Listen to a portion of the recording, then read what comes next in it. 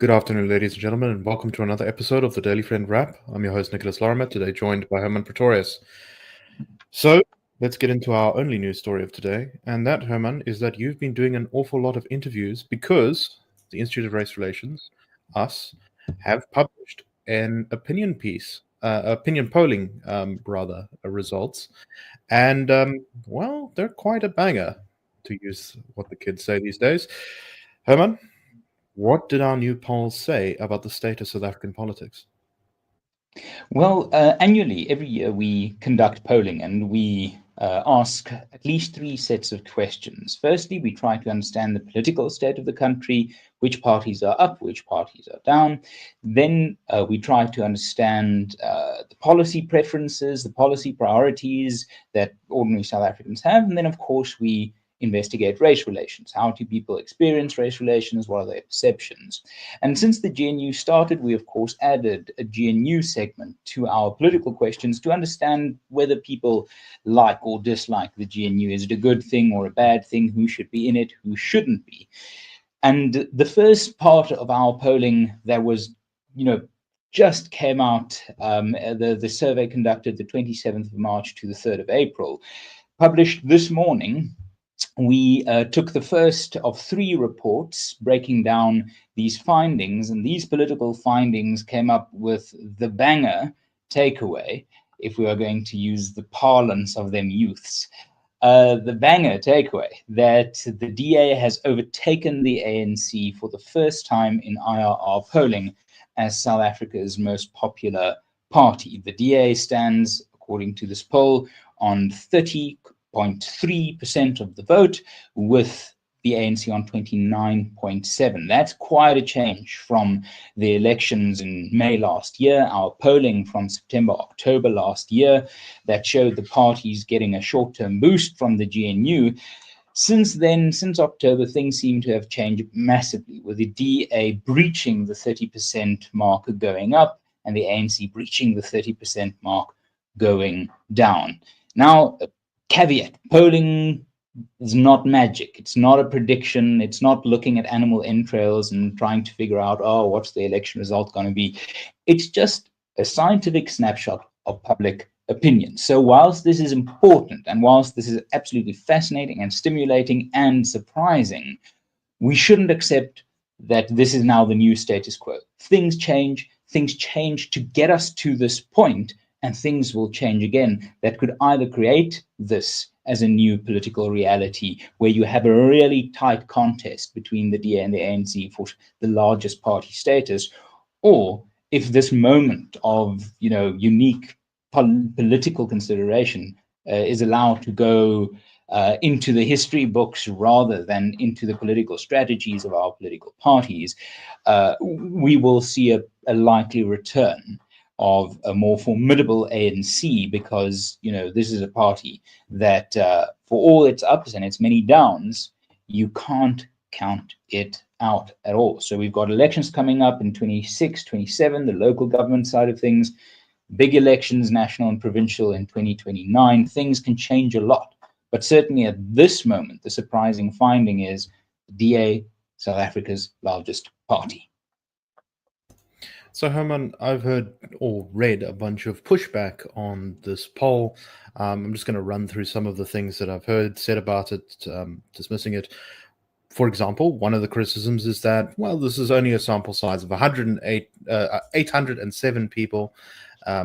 How can you tell that this is an accurate representation if you've got such a relatively small sample size of human beings? So that is actually one of the easier questions to answer, but it isn't an answer that people generally accept, because polling is different from a census. It doesn't automatically become better the larger the sample size is. For example, I could have a sample size of 10,000 people, and I could come up with a DA at 90% because I just asked 10,000 DA supporters. So it's not the size of a sample that is really where its value lies. It is in whether the sample is, number one, random enough. Do all registered voters have an equal shot at being included in this sample of 807? Number one is the randomness point. The second is whether it is a representative sample. And perhaps a good way to think about this is you don't have to eat a whole pizza to understand what the pizza tastes. You just make sure that you take a slice that looks broadly like all the other slices, and you make sure it's large enough that you get enough of the crust, enough of the cheese, enough of the toppings, and boom, you've got a fair idea of what the whole pizza tastes like. And that's the same with polling. You don't need to have a massive number, because in fact, at a certain point, those numbers become relatively, the advantage of a larger sample size disappears, just simply because of the basic laws of data science, the central limit theorem, the idea that given enough random samples, you see a normal spread or a bell curve emerging, and then within that bell curve, you can start making certain assumptions and certain predictions. If we look at the United States, a population of more than 300 million people, Gallup, Pew Research, these entities have been polling for decades, the entire American population with 1,000 participants in polling. So this is accepted methodology across the world. Larger sample size does not mean a more accurate poll. What really matters is the poll random? Do all participants have an equal shot at participating? And is it representative? Are you making sure you're getting enough people from rural South Africa, from townships, from suburbs? Are you making sure that you get the right number of older people versus younger people, the number of language speakers, and all of that, which is in the presentation I delivered this morning, ends up making sure that what we get is a fair slice of the pizza. All right, and I think we'll put a link to that presentation in the comments on YouTube and in the show notes on Spotify. Hermann, another criticism I've seen is that, well, does this really mean anything? We know from the Reliable Social Research Foundation poll before the election, there was a time when the DA ended up on 30% of the vote. That's what it looked like they were going to win. But they finished, much closer to 20%, sort of on 21.9 or whatever it was. So, I mean, is this just a blip? What does that actually tell us about the electorate? Doesn't this just mean the election is going to change? You sort of alluded to this, but just specifically on that point. So I think what's remarkable about this poll isn't that the DA is at 30%. They've been at 30% in previous polling. What is remarkable is that they're above 30% and the ANC is below 30%. I haven't seen that before. Now, that I've heard that has been the case in some internal DA tracking polling, but the fact that these two parties are now neck and neck, with the DA seeming to have a slight advantage, as you say, doesn't mean that this is the new status quo. What we can deduce from the campaign period of the Social Research Foundation's tracking poll heading into the 29th of May last year was that political election campaigning makes a difference. The ANC was weaker 6 weeks out from the election than ultimately it ended up as, and the DA was stronger. And the ANC rolled out an effective campaign over those last weeks and made some mistakes. But the point is, we're not trying to say this is what the election result's going to be. We are saying at the moment, given the information the electorate has, given the fact that this is a non-election year, they're not under a lot of pressure to decide which party they're going to vote for. All of these things being known, being factored in, being equal, we are now at a state where, in a very unique moment in time, two things happened.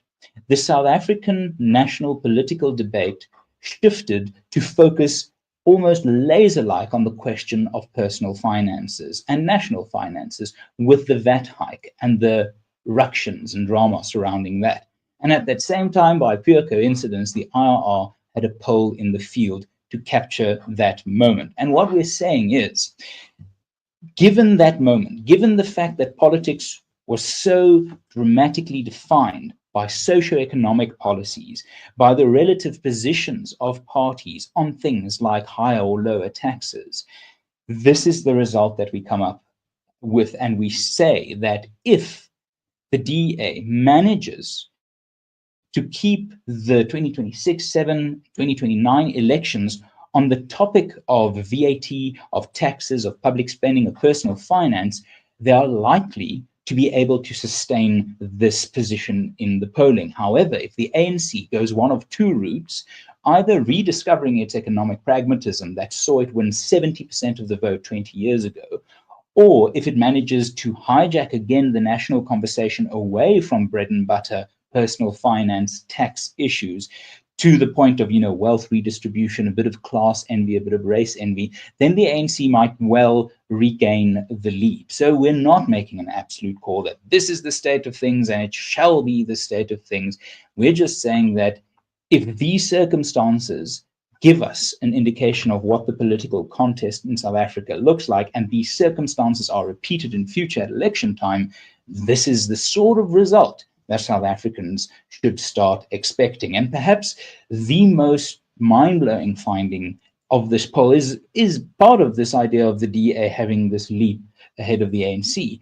But we've found that support from registered Black voters went from 5% in September and October 2024, when we last polled, to 18% as of April 2025, meaning that the shift of the political focus to the cut and dried bread and butter, more taxes, lower taxes question saw the DA break through a level of support from Black South Africans that they simply haven't managed before, despite quite ardently desiring that and quite sometimes panderingly chasing that.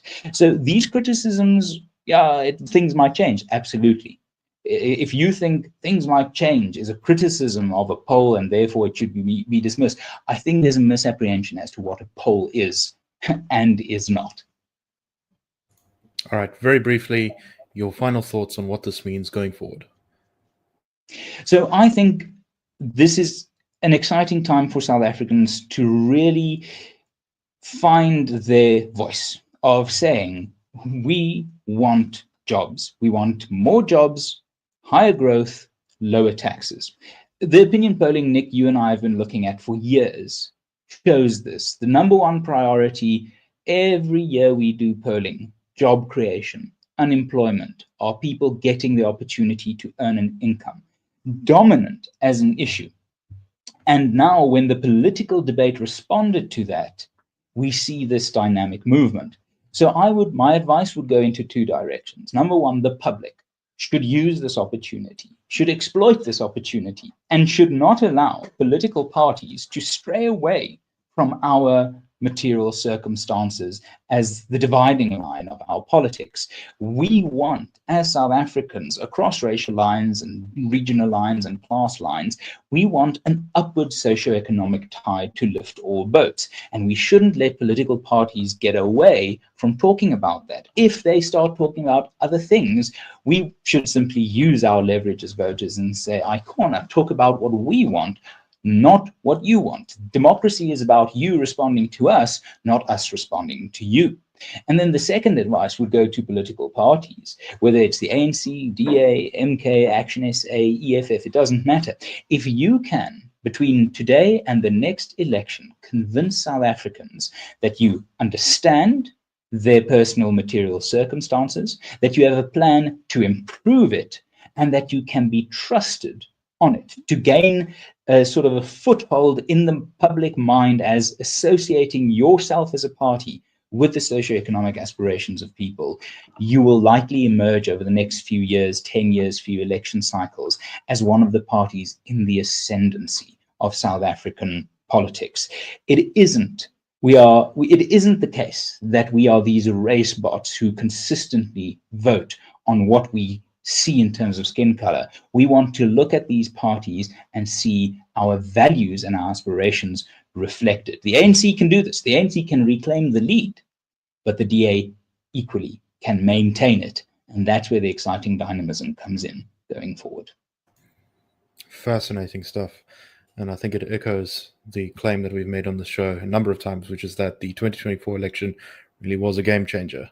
And we're starting to see that now in many, many ways. Okay. Thank you very much, everyone, for watching. We hope you found this interesting. There will be links to the full presentation in the show notes. Cheers, everyone. Have a great day. The Daily Friend Show and The Daily Friend are a project of the Institute of Race Relations, the IRR. The IRR is a think tank which was founded in 1929 to study race relations in South Africa and works to change government policy to improve race relations through non-racialism and to ensure the prosperity of all South Africans. If you like our work and would like to support us, please go to irr.org.za and click Support the IRR, or you can go to thedailyfriend.co.za and click the Fund